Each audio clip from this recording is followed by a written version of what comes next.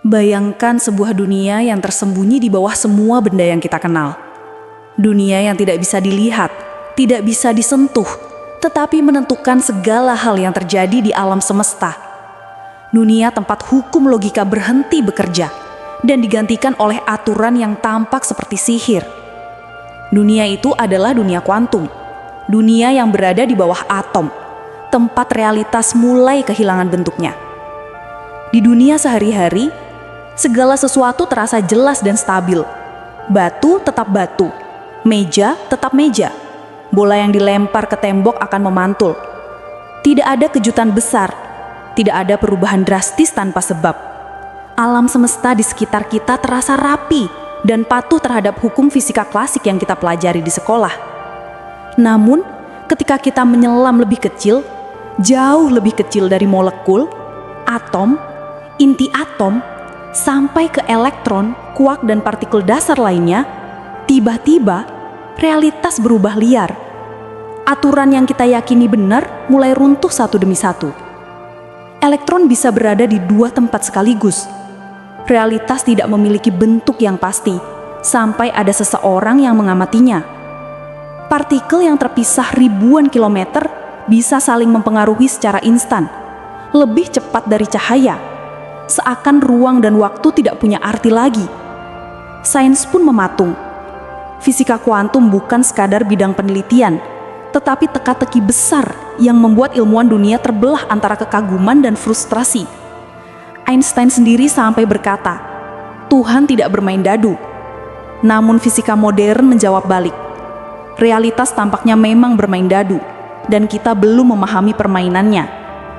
Salah satu keanehan terbesar adalah sifat ganda partikel. Partikel yang bisa berperilaku seperti benda dan gelombang sekaligus. Ini bukan metafora. Partikel benar-benar bertindak seperti sesuatu yang memiliki dua identitas sekaligus. Seolah-olah alam semesta tidak memilih salah satu kemungkinan, sampai kita memaksanya memilih. Eksperimen paling legendaris dalam fisika kuantum, double slit experiment, menunjukkan keanehan ini dengan cara yang hampir mengganggu logika manusia. Ketika elektron ditembakkan melalui dua celah sempit, ia tidak memilih satu celah tertentu. Ia melewati keduanya sekaligus dan menghasilkan pola interferensi gelombang. Artinya, elektron tidak hanya berada di satu tempat, tetapi di banyak tempat dalam satu waktu. Tetapi, begitu ada kamera atau pengamat yang memantau jalur elektron, hasilnya berubah total. Pola gelombang hilang, berganti pola partikel biasa. Elektron seakan-akan berkata, "Kalau kamu tidak melihatku, aku bisa jadi banyak hal. Tapi kalau kamu melihatku, aku harus memilih satu kenyataan." Yang membuat dunia bingung adalah mengapa kehadiran pengamat, bahkan kamera, mengubah kenyataan fisik. Apakah kesadaran manusia benar-benar ikut membentuk realitas? Apakah alam semesta menunggu kita memilih kemungkinan untuk kemudian mengunci hasilnya? Atau apakah data hanya eksis ketika ada pikiran yang memprosesnya? Jawaban ini belum benar-benar ditemukan. Bahkan hingga hari ini, para ilmuwan masih terbelah antara berbagai interpretasi.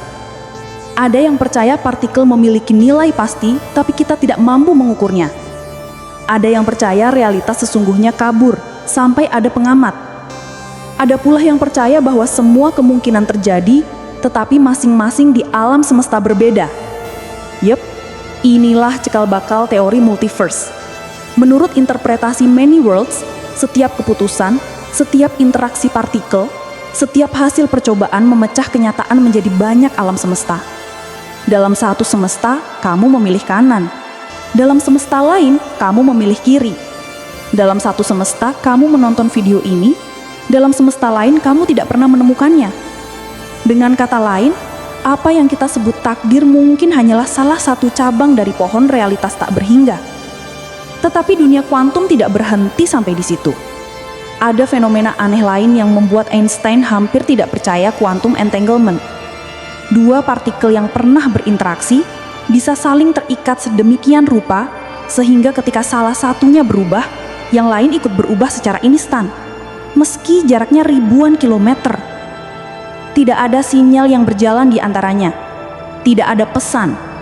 Tidak ada perantara. perubahan terjadi lebih cepat dari kecepatan cahaya. Aturan yang seharusnya tidak boleh dilanggar. Einstein menyebut itu spooky action at a distance. Ilmuwan modern masih bingung menjelaskan bagaimana dua titik ruang bisa terhubung sekejap. Apakah ruang bukan batas? Apakah jarak hanya ilusi? Ataukah kedua partikel itu sebenarnya bagian dari sesuatu yang sama? Bagian dari realitas yang berada di dimensi lebih tinggi?